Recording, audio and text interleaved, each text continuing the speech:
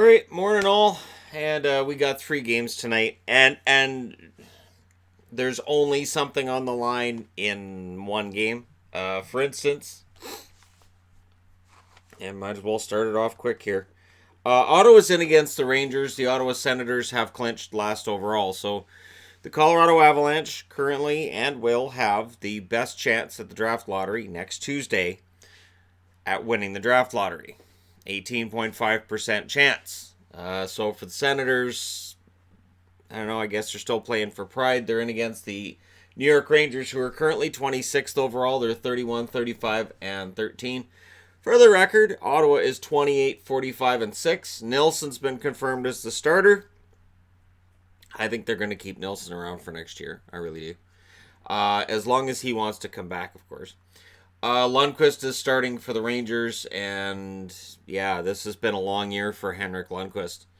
And I do wonder about his next season. We'll see what he does in the off year, or off season, I should say.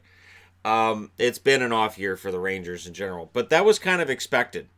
And I think November was a good month for them, and then the rest of the season took place. Now, if you look at scoring over their last 10 games, the awesomely named Rudolph Balcers has a goal and 5 assists. Kachuk, 5 goals, 2 assists. Gibbons, surprisingly, has 3 goals and 4 assists. Duclair, 5 goals, 4 assists. He is their best forward right now. It's weird. DeMello, a goal and 6 assists. Christian Wolanin, a part of the future on the blue line, a goal and 4 assists for him for 5 points.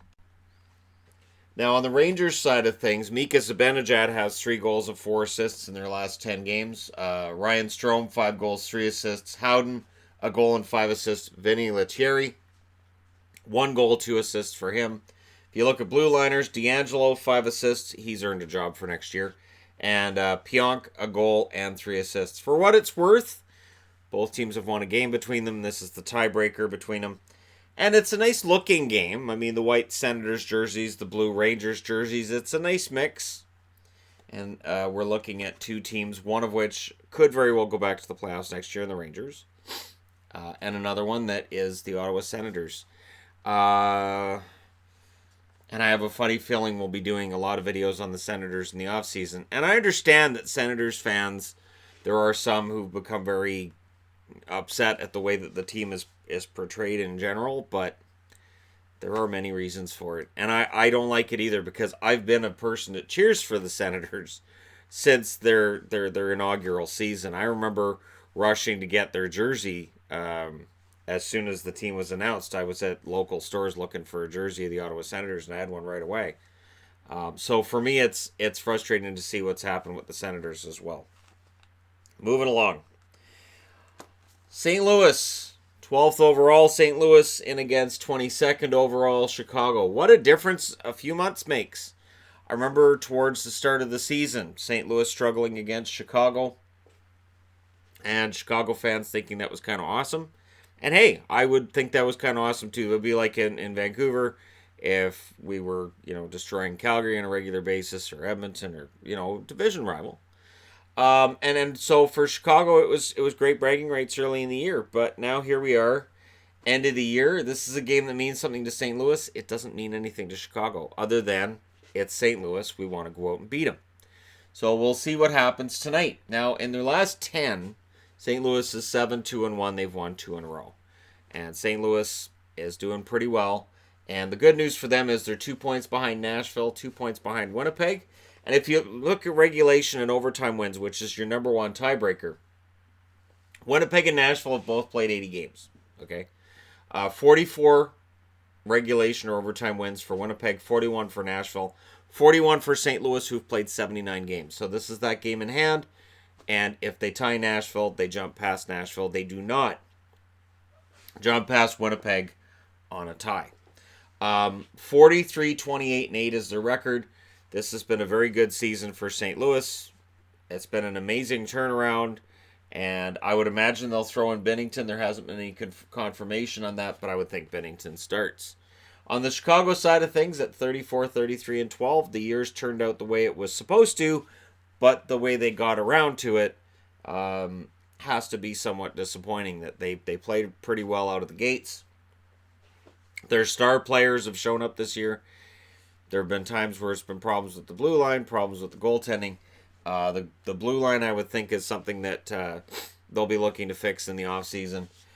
Cam Ward will be starting tonight for Chicago, who are officially eliminated from the playoffs. Scoring wise, on the St. Louis side, Braden Shen, 2 goals, 4 assists in their last 10 games. David Perron, 4 goals, 4 assists. He's been amazing since he came back. Jaden Schwartz, 4 goals, 3 assists. Thomas, 2 goals, 5 assists. Dunn, 3 goals, 3 assists. I've talked about him before. And Colton Parayko with 4 assists. Every year it seems like Colton Parayko's in all these trade rumors and he never goes anywhere. He stays in St. Louis. Not interesting. On the Chicago side, stupid allergies. Patrick Kane, 7 assists. Taves, 4 goals, 3 assists.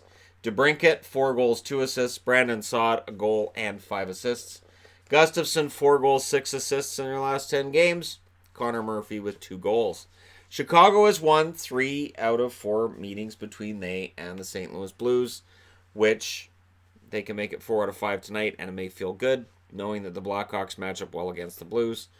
But the Blues are the team that are going to be feeling good when they're playing playoff games a week from today. And the question is one of still, can they actually overcome Nashville and Winnipeg? Having watched Nashville last night, Nashville's playing pretty well. Winnipeg, not so much. So we'll see where that ends up. And I know, it's been quite the year for St. Louis, and if they ended up finishing first and potentially face Dallas in the first round, it'd be a pretty good first round. All right, next up, last up, finally, there's only 3 games. Calgary. The Flames in against the Ducks. What a difference a year makes here. So the Calgary Flames, who a year ago in this game would have just been playing out the string, this year they are number 1 in the West. And they're in against the Ducks, who are not. So the Oilers. It's not the Oilers that are first, it's the Flames. Just an Alberta team. They're close. Anyways, 50-23-7 is the record for the Calgary Flames, who are currently second overall. They are 2 points ahead of Boston to finish second overall. 25th is the standing for the Ducks. They're 33-37-10. It's been a miserable year. But on the upside, the scoring finally seems to be showing up for the Ducks late in the season. Too late to make the playoffs. But hey, the scoring has finally shown up for the Ducks. Scoring in their last 10. Gaudreau, 3 goals, 4 assists for the Calgary Flames. Elias Lindholm. So we're talking about Calgary players and how some of these guys have really been coming through lately. Lindholm, 2 assists in their last 10 games. Not been a great run for him. But Jankowski, 3 goals, 3 assists. Living up to that first round billing. Hathaway, 4 goals, 4 assists. Living up to, actually, he's way overachieving any billing he had. And Derek Ryan doing the same at 3 goals, 6 assists. Rasmus Anderson, 4 assists. And the other Stone, Michael Stone, with an assist for the Calgary Flames. Thought I'd throw him in there because I know when the channel first started, Mark Stone, Michael Stone, I used to get them mixed up all the time. On the Anaheim side of things, Rickard Rakell, 7 goals, 4 assists. And I don't mean I mixed up their stats, I just would say the wrong first name. But Rakell with 7 goals, 4 assists is finally looking like, well, Rickard Rakell. This is what they wanted to start the season. Corey Perry, 3 goals and an assist. Devon Shore, 2 goals and 1 assist. Sprong, 2 goals and an assist. And we'll see next year how many of these other 3 players are still Ducks. I think there could be some big changes coming. I think Bob Murray's ready to make some big changes. Standing behind the bench as the coach, I think has given him a really good view of exactly who is and isn't going to stay. Fowler, a goal, 4 assists. Lindholm, a goal and 3 assists. I would think the Ducks are going to make changes both to the blue line and to their forward group. I think there's going to be some big differences between the team we're looking at right now and the one that starts next season.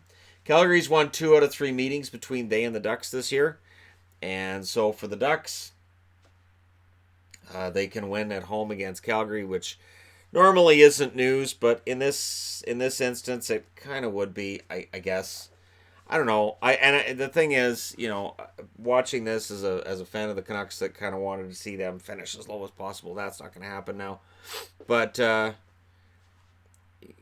this is the kind of game that, if you're the Flames, you're probably going to be resting guys.